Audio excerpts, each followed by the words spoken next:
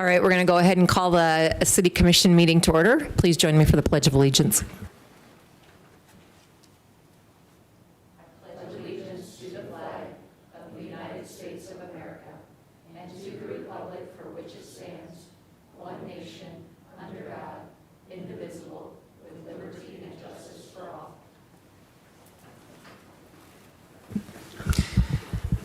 All right. Happy Monday, everybody, and happy election week. Can we call it that? With a election tomorrow, just remind everybody to get out and vote.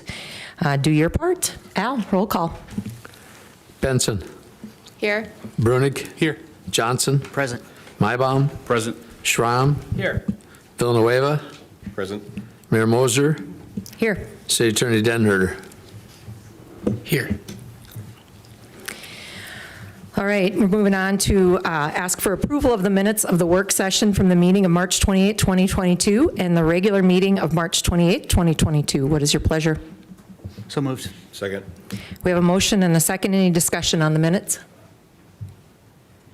Anybody in the public? All those in favor say aye. Aye. Opposed, nay. And anybody abstaining?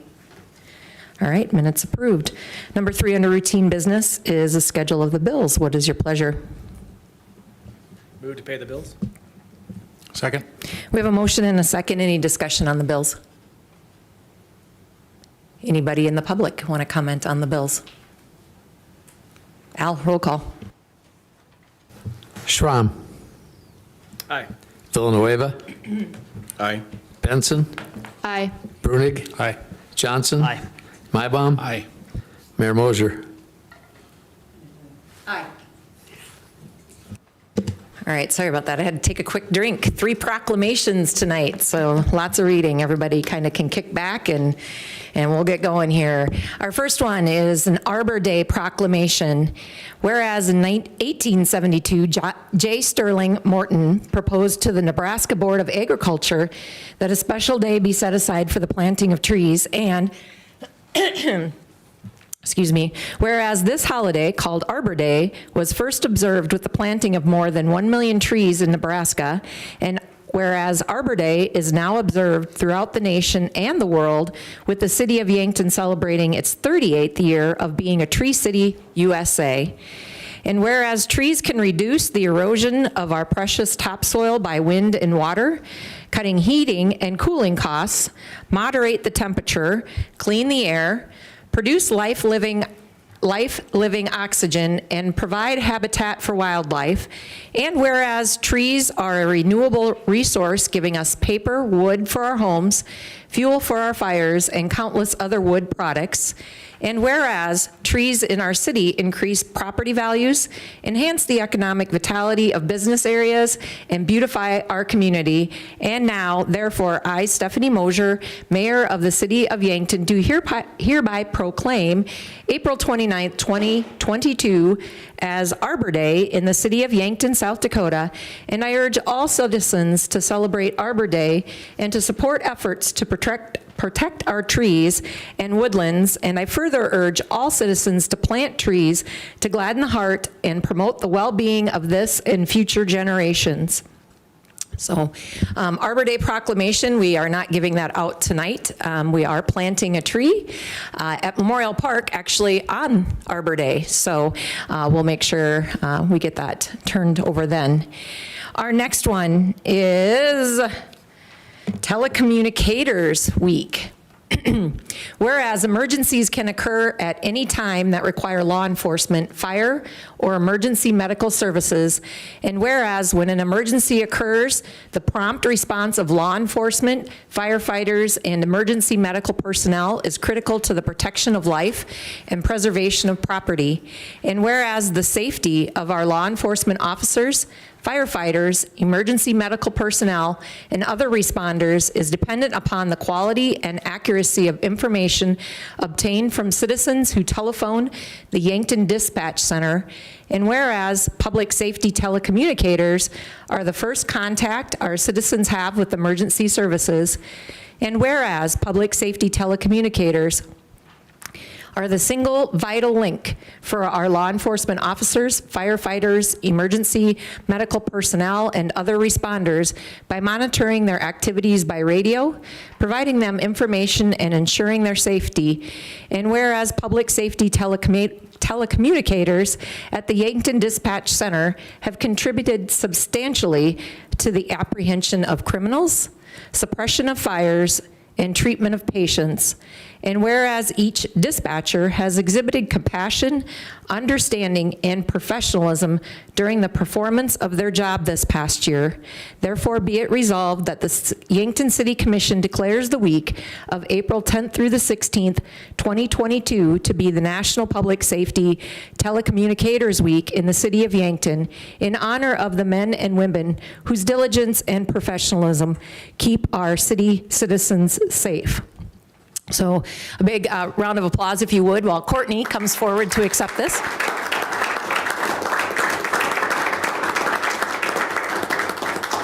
Thank you. Oh, I'm sure you do. Courtney, if you wouldn't mind telling us who you are, and then maybe just a few words about dispatch and our sincere thanks to you and the rest of the I'm department. Courtney Ressenberger. I've been dispatching for 5 years. I've come here many times to accept this. Other news, we've hired 3 new dispatchers full-time. Nicole's one of them. She's training with me. Other than that, we just give you, thank you for your continuous support throughout the years, and you will support us going on. So thank you, guys. Thank you. Again, thank you to you, because we do know you're that first voice that people hear when they call 911, and appreciate it, as we currently have a firefighter and a fire chaplain that serve on the city commission. So thank you for all you do. Yeah, no, you are working. So folks that don't know, I'm sure they wanted to stick around for the entire meeting, but they're actually working right now. So we want them to keep our community safe. And our last but not least is National Library Week 2022. Whereas libraries are accessible and inclusive places that foster a sense of connection and build community. And whereas libraries connect people to technology, providing access to broadband internet, computers, and training that are critical for accessing education and employment opportunities. And whereas libraries offer opportunities for everyone to connect with new ideas and become their best selves through access to multimedia content, programs and classes in addition to books. And whereas today's libraries and their services extend far beyond the 4 walls of a building, and everyone is welcome to use their resources. And whereas in times of crisis, libraries and library professionals play an invaluable role in supporting their communities, both in person and virtually.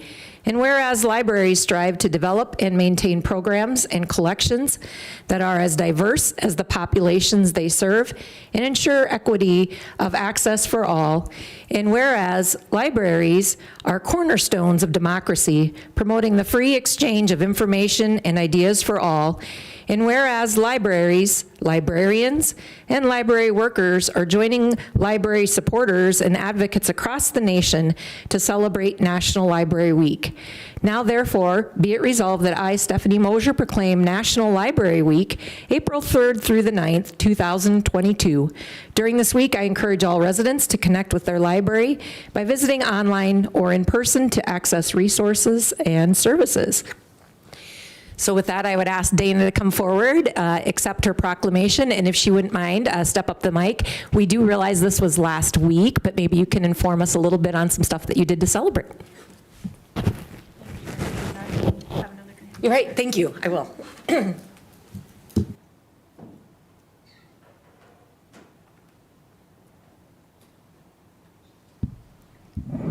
that on?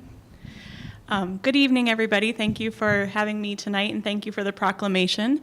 I have a new baby at home, so I'm a week behind instead of a week ahead on getting this to you. But I just want to say over and over, we have such a great staff at the library, and they really make my job easy.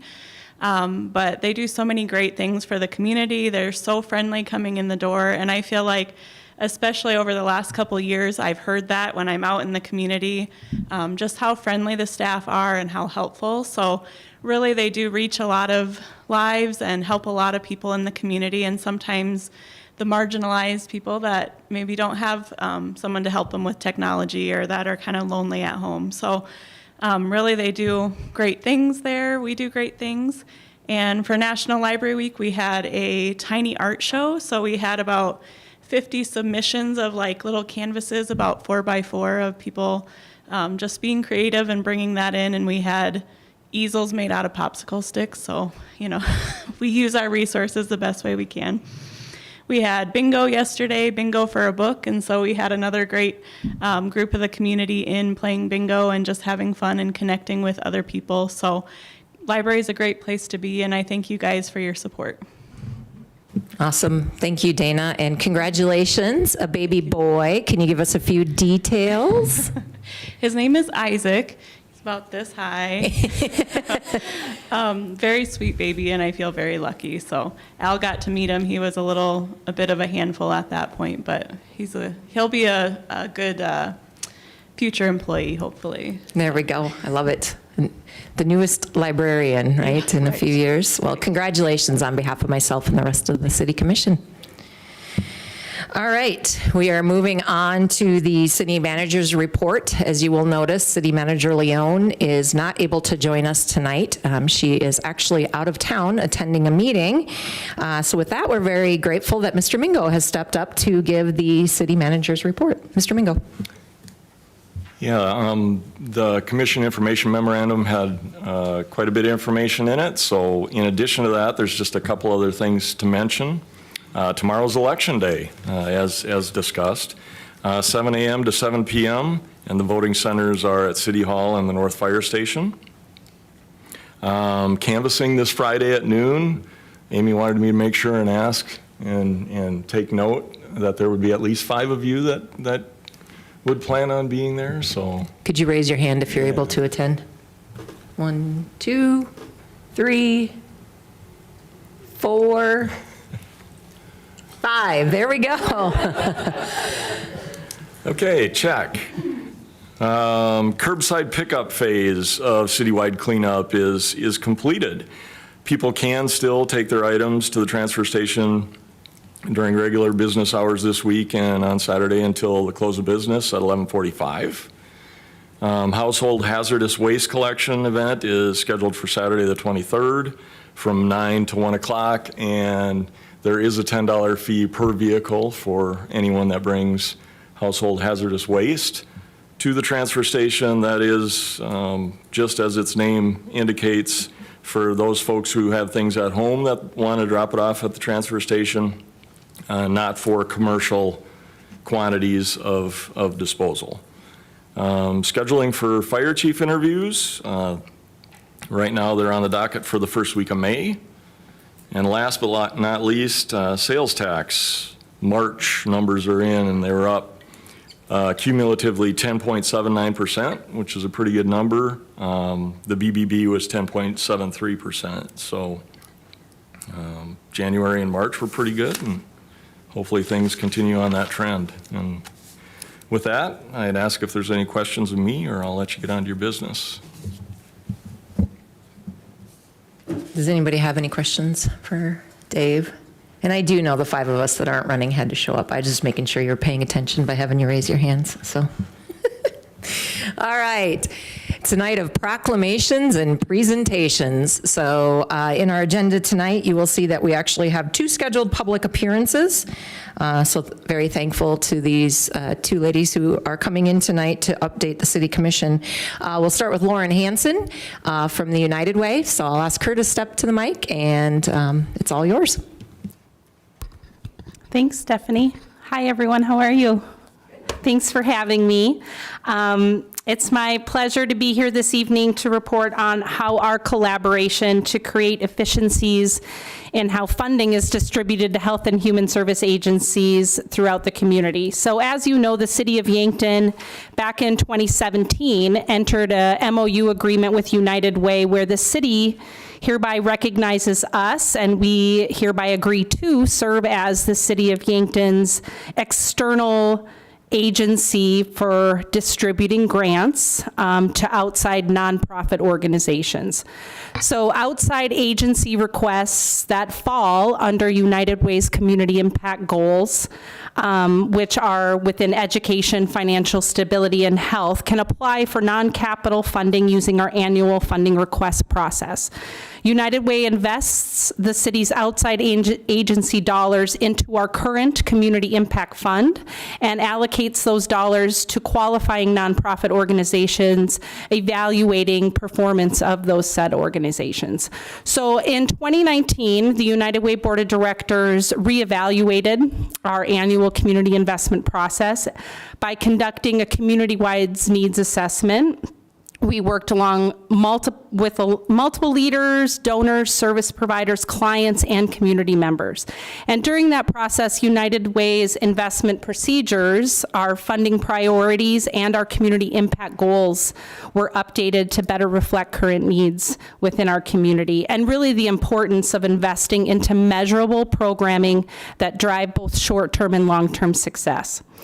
United Way Community Impact Goals focus, like I mentioned, on education, financial stability, and health. And in 2021, over 60 local programs were awarded funding to improve outcomes towards those goals.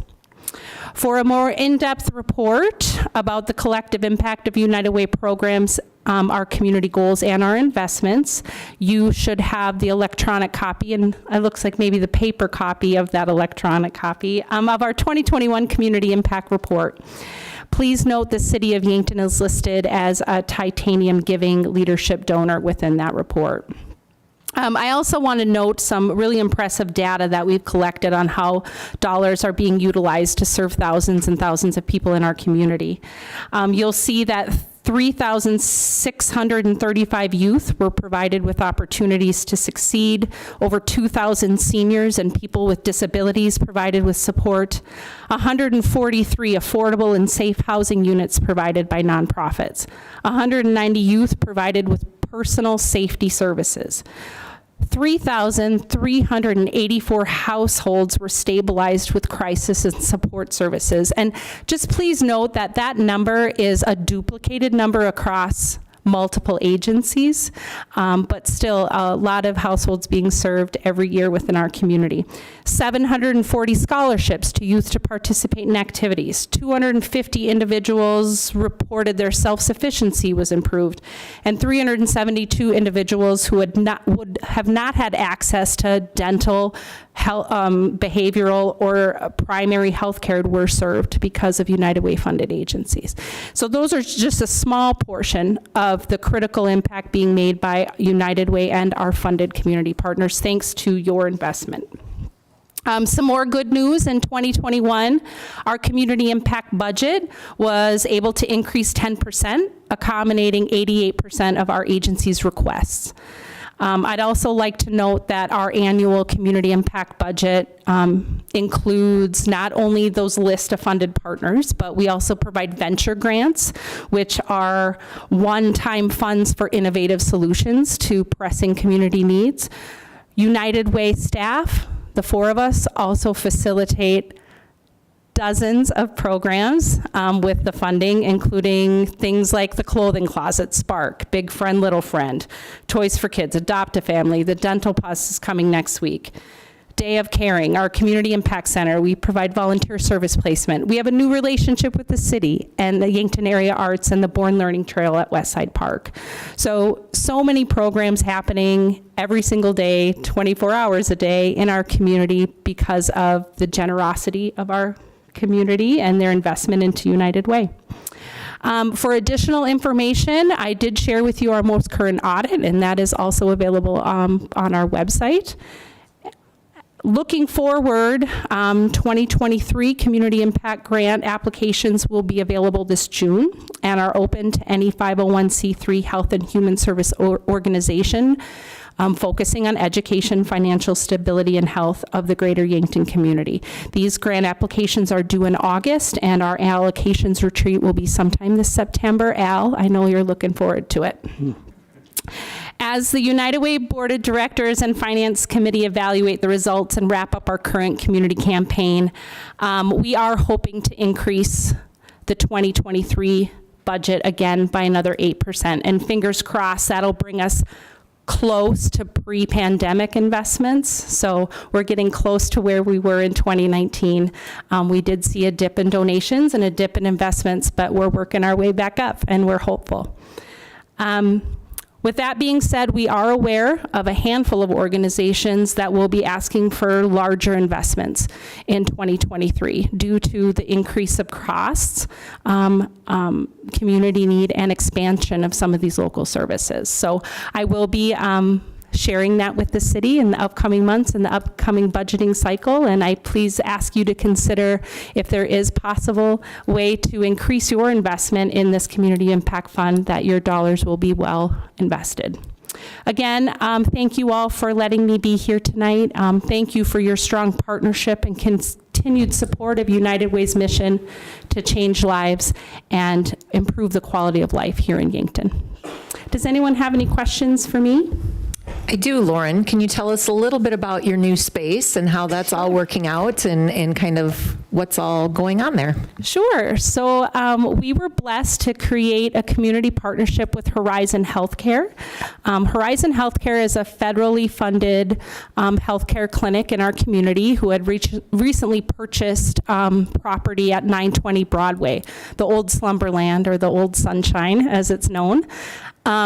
We went into a long-term partnership with them where we are subletting that space out for a 10-year lease.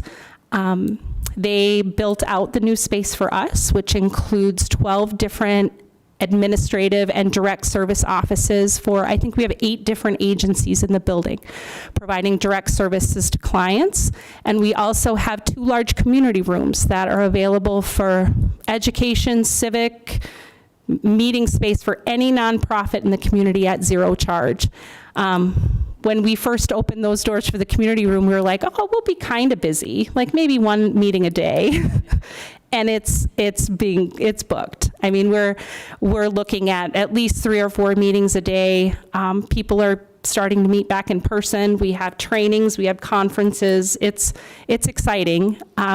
We're also seeing a lot of people, I think, because of our new location physically in the community, we're easier to find. We have crisis and support services in the building, so we have a lot of traffic and a lot of flow. We're also seeing numbers at Horizon increase because we're sending people to them and they're sending people to us. So it's a win-win, and figuring out a few little kinks along the way to a new space, but overall it's been a blessing and I think a really good thing for the community. Absolutely. Yeah. I remember serving on the board when that location came up, and I just thought, what a wonderful centrally located location in our community to be able to serve all. Yeah, and our relationship with Horizon actually made it cost saving for us. So bigger space, more services, and saving dollars, which is a win for everybody. Awesome. Yeah. Other questions, comments from the commission? Not seeing anybody turn their mic on. They're going to let you off easy tonight. Thanks. But thank you. Thanks. Good to see you. To you and your staff for everything you're doing for so many people in our community, from young to old. It's really servicing a need that we've seen through flood. We talk about things that have went on in our community through the flood, through a pandemic, and kudos to you and your staff, because I know you took on a ton of services and provided a lot of amenities that we probably had no idea we would need to supply through these types of crises. So thank you very much. Thank you guys for your support. Thanks. All right, moving on, I will ask Nancy Winandy to step up to the mic. She is here tonight to present to the City Commission on Thrive, which is our new organization of combined chamber, YPG, and business development, to speak to the commission tonight about all the exciting things going on that they're working on since this merge and beyond. So Nancy. Well, thank you so much. Lauren, I appreciate all those updates, because what you do is so important in the community, because as a community, we need a lot of variety of services to really become so comprehensive and a strong community that people want to come to. So thank you for all that you do. We did not have a proclamation this week, but I do want to say it's Week of Work in conjunction with Department of Labor. There's a lot of activities happening in the community with Week of Work, so I did want to acknowledge that before we get started on the presentation, and then also a shout out to my mother. It's her birthday today. She'll be very happy that I do that publicly for her, because I'm sure she's watching from home. So I just want to thank you for the opportunity to come in and talk a little bit about Thrive. It's nice for us to be able to clarify to the community, as you said, Stephanie, that it's a combination of the former YAPG and the former Chamber of Commerce to what we do today. You can see that we have 4 divisions. There's 5 shown on there with our finance director, but we are created in a way that we have some autonomy within our divisions, but yet work better collectively. So we have a workforce development director, tourism director, business services director, and then economic development director, me also as CEO. So we have a total of 8 staff right now in our building. We are down from 11 when we merged together. We will be hiring another marketing specialist, but we wanted to take the time to try and figure out what do we actually need, what are the skills and talents of that person when we're coming together as an organization. It took us a little bit of time to figure that out.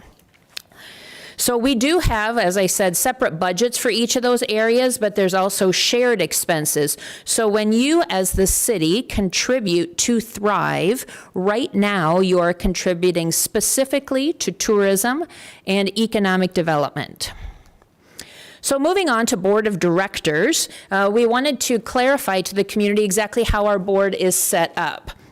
We have 4 different types of directors in our organization to make sure our board represents our community.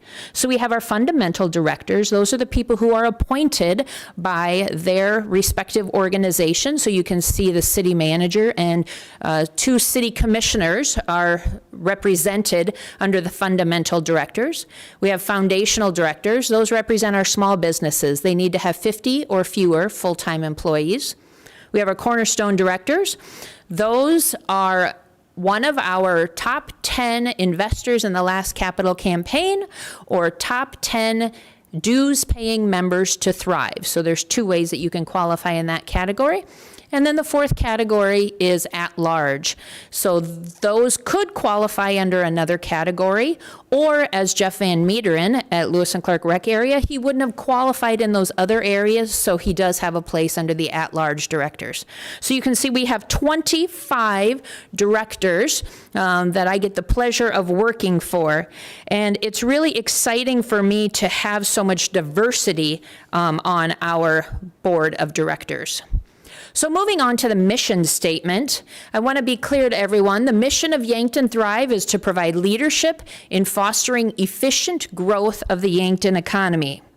So if we break that down a little bit, providing leadership, collaboration, connection, helping everyone see the big picture when it comes to development. When we look at fostering efficient growth, we do that in the areas of housing, workforce, small business, as well as large business expansions. And when we think about the Yankton area economy, that actually includes your traditional business activities, along with tourism, agriculture, healthcare, education. There's so many facets of our Yankton area economy. Sometimes people only want to focus on business, but it really is so much more. So what we do really revolves around communication, connection, and collaboration that we have with all the entities in the community to make it a successful organization.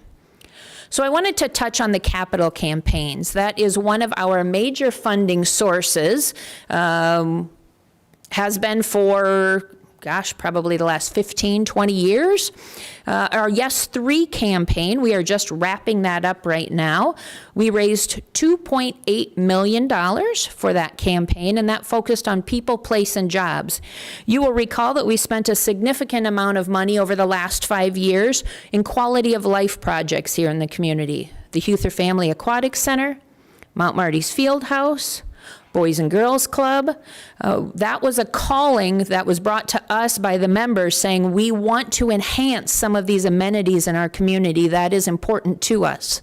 So as we've been moving into the Yes For campaign, we've been listening to our members, investors, and those in the community, and what we're hearing from them is talent attraction and housing. We need more people, and we need places for them to live. So for the next 5 years, that will be our primary focus of Yankton Thrive, with a goal of raising $3.2 million. So other areas of support that we have include our membership dues for Thrive. We have over 500 members of our organization, which really are a combination of large and small businesses, as well as individuals that find value in having a membership.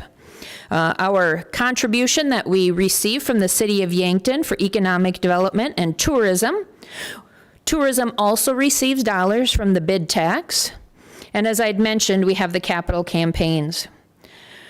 So really growing the workforce is a benefit for all of us. It spreads the costs over more people, and it allows us to have more customers in our retail and our restaurants, and then allows the new homes to be built, as well as rentals for those who are transitioning into our community. So focusing a little bit more on economic development, within your annual report that you have in front of you, all of the items for each of the areas are listed in there. So I'm not going to read everything that shows up on the PowerPoint, but I do want to let you know we did strategic planning in 2021. We know we cannot do everything for everybody. There is not enough time, and there is not enough money. So we need to be strategic in the efforts that we take on to create the greatest impact for the community. So business growth has been a primary focus for economic development. It has not been recruiting new businesses to Yankton, but helping current businesses grow and expand. The city's support for economic development comes through the BBB, as you all well know, and it's been at about $230,000 for economic development the last several years. We were created as a partnership to the City of Yankton to host the Office of Economic Development. We are here to support and help in the efforts that you see as important to the community in ways that we can help. One of those ways is helping on the housing study, which I'll touch on in a little bit, but through your partnership with us, we were able to complete our housing study, and it's great that Steve Knutson will be coming to present to you, I believe, the last meeting in April, so you can have a comprehensive look at that. The dollars that you provide to us really help supplement the budget that we have to be able to do the things that we do, run the capital campaign, and really just function as the Office of Economic Development. So touching a little bit on housing, as I mentioned, we completed the housing study that is available online for you. I left one page of the housing study on your desk there, and really that's the executive summary, unless you want to read all 176 pages, which I welcome you to do because it is a fascinating report. But this really just shows the summary, the conservative summary of what they're anticipating Yankton's housing needs could be. So I encourage you to take a look at this. You can go online and see it. It's on the yanktonsd.com website.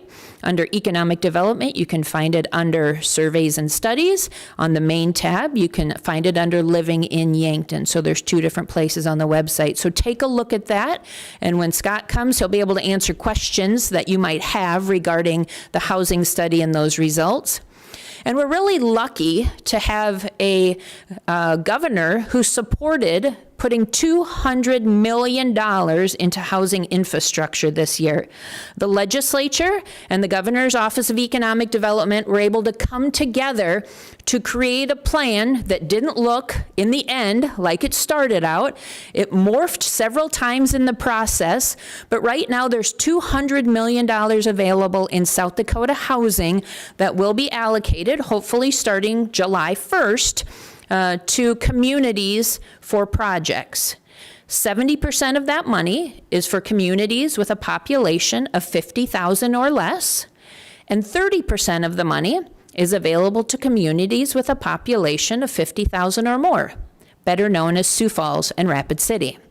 It's exciting that they set some parameters on there because all of us want to get a piece of that pie. It's interesting that it's only for infrastructure. It's not to build the home. It is to purchase land, roads, sewer, water, all of those things that really make development expensive. They're hoping this will give communities of all sizes the opportunity through grants or loans, and smaller communities under 50,000 can access both of those programs for the same project. So we're excited to be working with South Dakota Housing and bringing projects forward to them. If there's anyone in the community who has a project, you can go straight to South Dakota Housing with that project. You do not need to go through me to get to South Dakota Housing, but we would appreciate it if you would communicate that project to us so we have a broad understanding of the types of projects that are coming forward. We want to make sure and have as little duplication as possible, and we want to make sure that if there are some gaps in types of housing that were identified that we need to build, maybe that's where Thrive needs to step in and create some additional partnerships to help fill that gap. So really comes down to communication and collaboration, which you've heard a little bit about today already. Then I want to talk about Manitou. You've all heard about this great expansion that's coming to Yankton and Madison, and that's because of the efforts that we're doing here in Yankton. Their North American market is expanding, and they were strategic in choosing Yankton and Madison as their locations for expansion.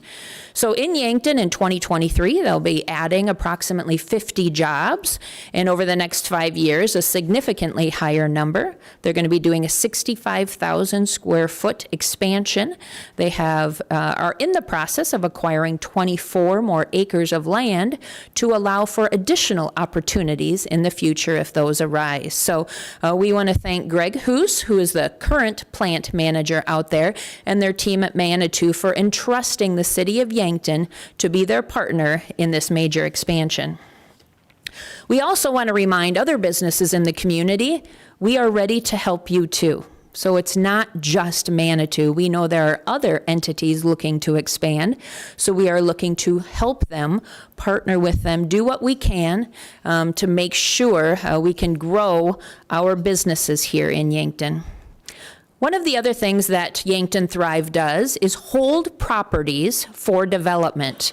So if there is an opportunity for another business to come to Yankton, it's important that we hold some options of property and have it available to them. So you can see on the list that we own over 100 acres that could be available for development.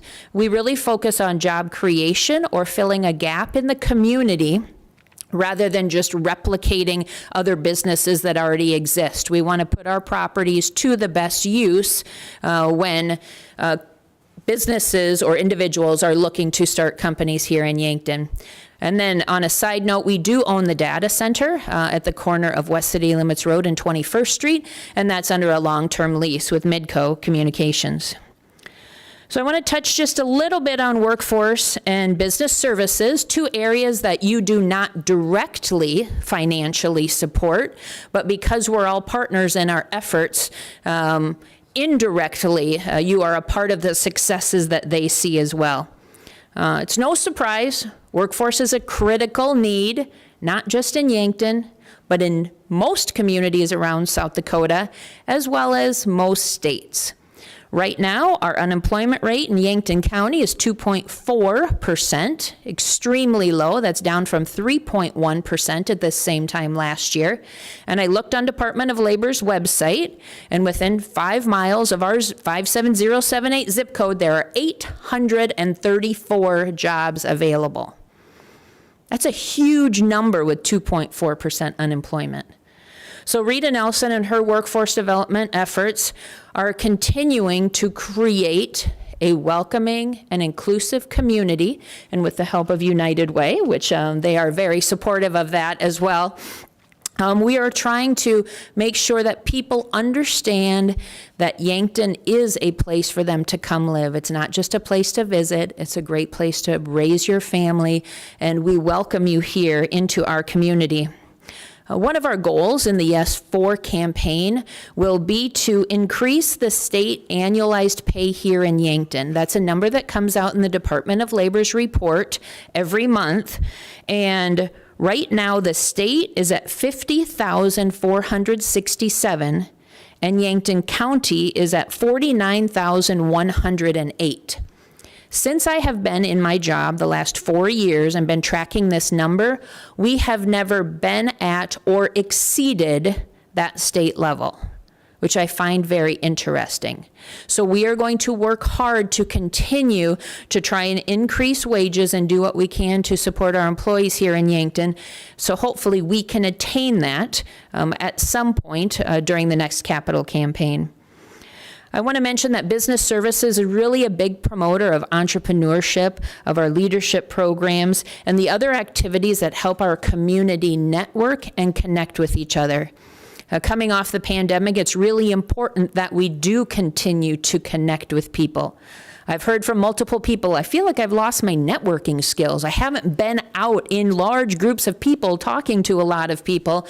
So that's what we try to do, is create different opportunities for people to get together and connect. So I want to touch on tourism just a little bit as well. We've been having great numbers here in Yankton.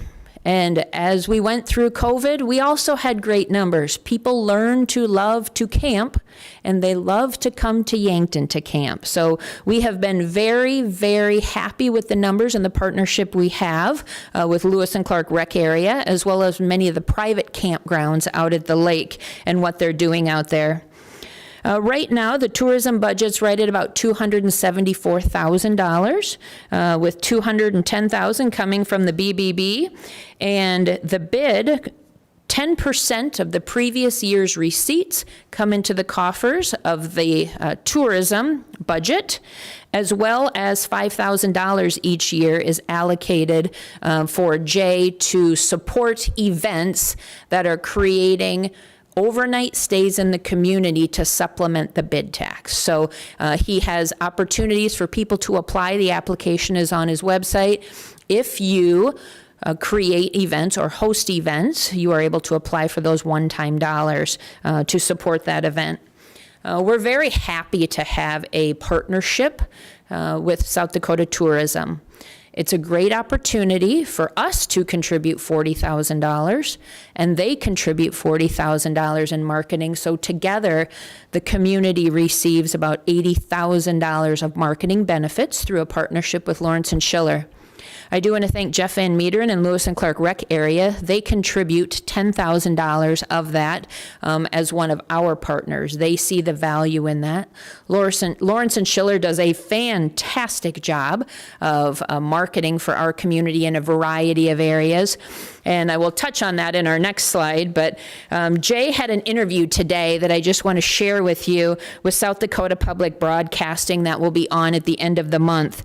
They had an interview with him and the Missouri National Recreational River staff to talk about what are the expectations for tourism in 2022. So you can hear a lot more directly from Jay at the end of the month on that South Dakota Public Broadcasting event. So on the screen that you have there are a variety of marketing partnerships and opportunities that we have and utilize.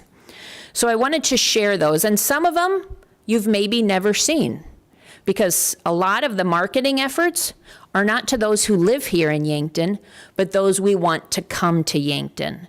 So the partnership that we have with Lawrence and Schiller, a lot of their marketing is strategic and goes to areas such as Minneapolis, Omaha, and other regions that have identified themselves as people who are interested in coming to visit our community.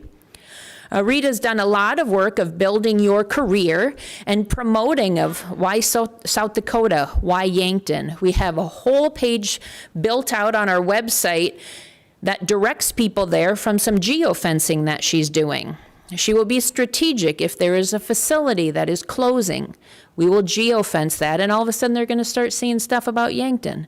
We have geofenced the tech schools, so students are seeing ads about Yankton. And we're seeing good click-throughs, and it's been a nice partnership with Kurt Dykstra and his team at Riverfront Broadcasting to be able to kind of dive into geofencing, which is something that we hadn't done previously. The ad in the bottom left with the sailboats is a partnership ad with Advantage South Dakota, which is the economic development arm of Northwestern Energy. And that is in partnership with the Governor's Office of Economic Development. So there's a whole lot of communities and a whole lot of people involved in that. But there's a website that is, or excuse me, a page that is directed to people who see the ads on the right-hand side. And that's just a small snippet of what those ads look like. But it drives people to see, what does South Dakota have to offer? So we're really in partnership with the Governor's Office of Economic Development, targeting jobs, $20 or more an hour. And so we're able to drive them to take a look at Yankton. If you click on the Learn More on that ad, it'll take you directly to our website. So they'll be able to see all of the great things happening in Yankton. So it's nice to have those partnership opportunities with other entities, not just here locally. The Advantage South Dakota has partners as far north as Millbank and Aberdeen on that project as well. So it's really great for our communities to not always be competing against each other, because maybe Yankton's not the right place for someone, but maybe Mitchell is. Maybe Aberdeen if they like the cold, but probably more so Yankton, I would guess. But I want to thank you very much for your partnership and what we do here in the community. It really does matter that we work together to make things happen. So thank you for that. And I'm not sure if I'm going to have any questions tonight. I covered a lot of items in this. You can find us on Facebook, Instagram, Twitter, or just come directly to our website and see a lot of the great things we have going on. And as always, you are welcome to stop into my office, ask questions, bring ideas. There's a lot of great brainstorming that happens in that office, and that's really how the great ideas in the community come forward, is when people are talking to each other. So, questions? Thank you, Nancy. I think we all have a better understanding of how comprehensive Yankton Thrive is and all the areas of the community it touches. I do have one comment in that I'm thankful in your year-end report that you put the picture of me standing on the ice for the Yankton curling picture and not the one of me throwing the stone. Well, we should have put the video in the online version, so. Yeah, no, but if anybody needs some humor, no, I'm just teasing. Any questions for Nancy? I just have a comment. In my line of work, I have had multiple people call from out of state asking about housing, and on more than one occasion, they have said they don't have a job here, they just saw an ad about Yankton, and that's why they were calling. So it is reaching audiences from all over the place, and so it's working. Just my comment to you. Well, thank you. It's great that we're able to partner with tourism as well, so if people want to visit, they could just as well live here all the time. Thank you. Thanks, Nancy. Thanks to you and your staff for doing all the great work that you're doing on behalf of our community. All right, 2 great presentations tonight of folks doing big things in our community to make it a wonderful place to live. So our thanks again to Lauren Hansen from United Way and Nancy Winandy from Yankton Thrive for coming tonight and updating the commission. All right, is there anybody else here from the public that would like to appear in front of the commission tonight on something not in the agenda? All right, seeing no movement, we will move on to the consent agenda.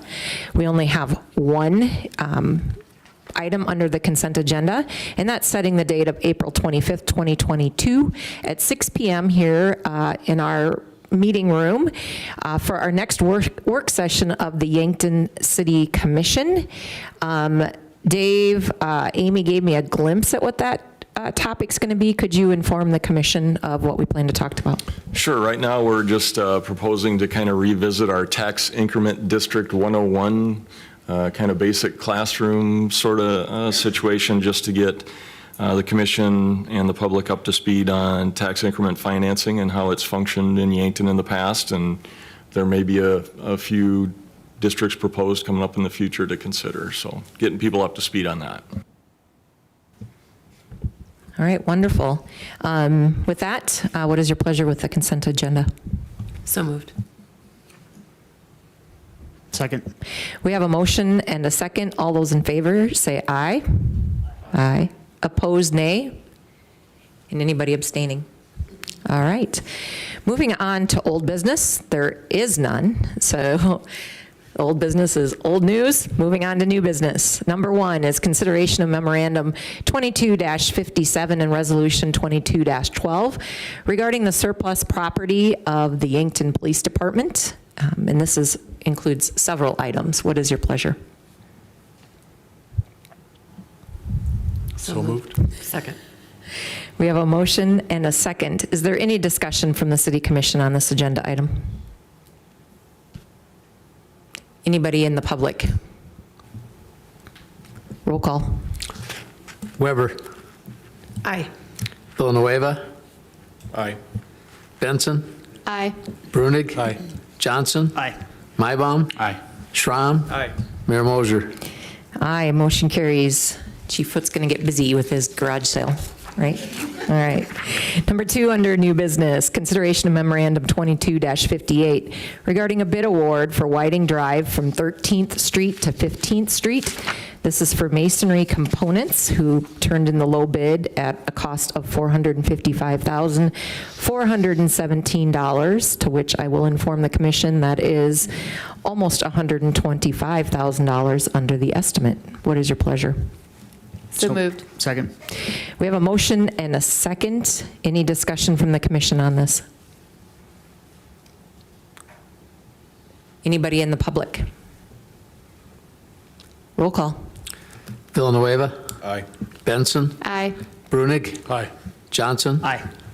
Mybom. Aye. Schramm. Aye. Weber. Aye. Mayor Moser. Aye, motion carries. Thank you for saving us money, Adam. All right. Number three, well, I picked on Chief Foot, so I had to mention, yeah, there we go. Number three is consideration of memorandum 22-59 regarding GPS survey equipment. This is a data collector. It is from Frontier Precision Incorporated out of Bismarck, North Dakota, who meets the state bid contract. This is in the amount of $41,267.22, of which $50,000 was budgeted. What is your pleasure? So moved. Second. We have a motion and a second. Any commission discussion on this agenda item? Anybody in the public? Roll call. Benson. Aye. Brunig. Aye. Johnson. Aye. Mybom. Aye. Schramm. Aye. Weber. Aye. Villanueva. Aye. Mayor Moser. Aye, motion carries. Number four under new business is consideration of memorandum 22-60, recommending the approval of resolution 22-13, which is a sales tax and development agreement for the Manitou Equipment America LLC. What is your pleasure? So moved. Second. We have a motion and a second. Dave, anything to kind of walk through what exactly this means? Sure. As you're aware, the commission in the past has considered sales tax reimbursement agreements for things such as retail sector projects where we've defined types of businesses where we're experiencing retail sales leakage. This is a little bit different in the fact that it's a manufacturing project, and in the process of coming up with an incentive package between the state and local governments, not just in Yankton, but in Madison also, for the Manitou projects, it was determined that one of the things we could offer, one tool we do have, is a sales tax reimbursement for point of delivery sales on equipment that are taxable when they're delivered here to Yankton. Manitou project is estimating they'll have about $21.6 million worth of equipment delivered to their facility here. And so that would all be subject to the 2% city sales tax. As with past reimbursements, the commission has considered a 1% reimbursement. So 1% of that 21.6 would be $216,000 over the course of 10 years. Performance-based, there would be no reimbursement if they didn't actually pay the sales tax. So with that, I guess I'd be willing to try and answer any questions you might have about the agreement.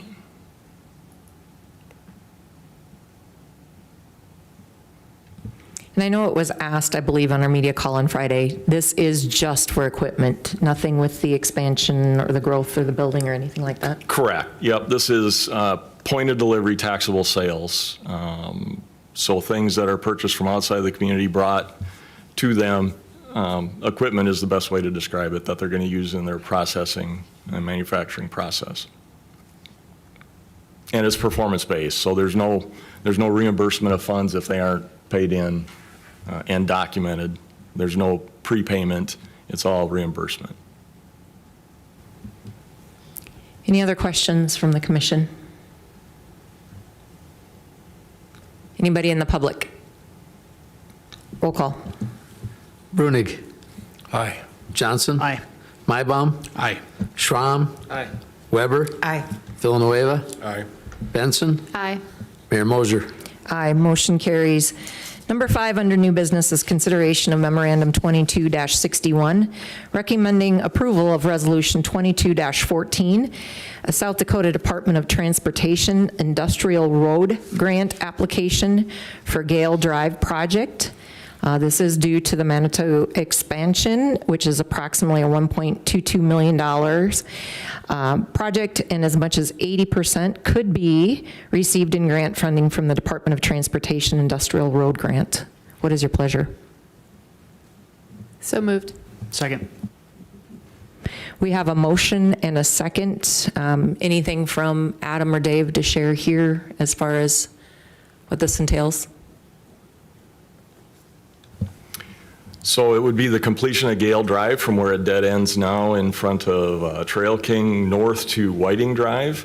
Kind of a fortuitous situation where the Manitou project makes the city eligible to actually be a grant recipient for a project that we've had in the works for a long time.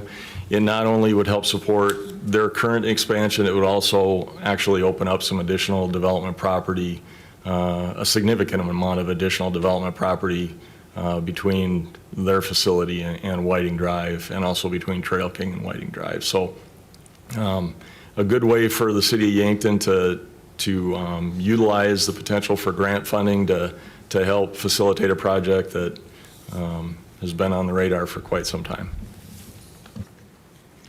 Any other questions from the commission? So Thrive was involved in this, and the cost breakdowns that we see here and like the renderings of the grade, et cetera, were those all funded through Thrive already, or did the city fund these, the estimates and engineering work that's already been done? The engineering work was funded by Thrive. Correct.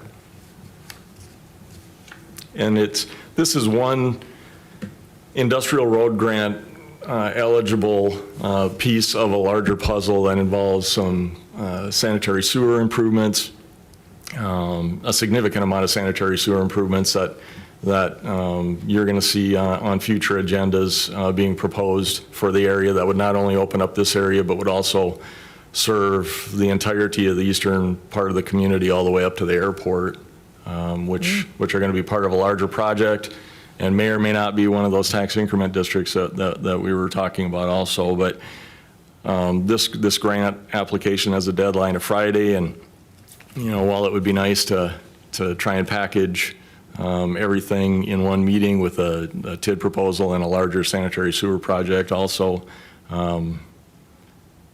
targeting the grant eligible, the industrial road grant eligible part of the project and getting that submitted is important from a timing standpoint right now. Any other questions from the commission? Anybody in the public? Roll call. Johnson. Aye. Mybom. Aye. Schramm. Aye. Weber. Aye. Villanueva. Aye. Benson. Aye. Brunig. Aye. Mayor Moser. Aye, motion carries. We do not have any other business in front of the city commission tonight, so before I ask for a motion to adjourn the meeting of April 11th, I would again encourage everyone in this room and the millions of people listening to our meeting right now to make sure that they go vote tomorrow and get their voices heard. With that, I ask for a motion to adjourn the meeting of April 11th. So moved. Second. We have a motion and a second. All those in favor say aye. Aye. Opposed, nay. Anybody abstaining? Meeting adjourned. Have a great week, everybody.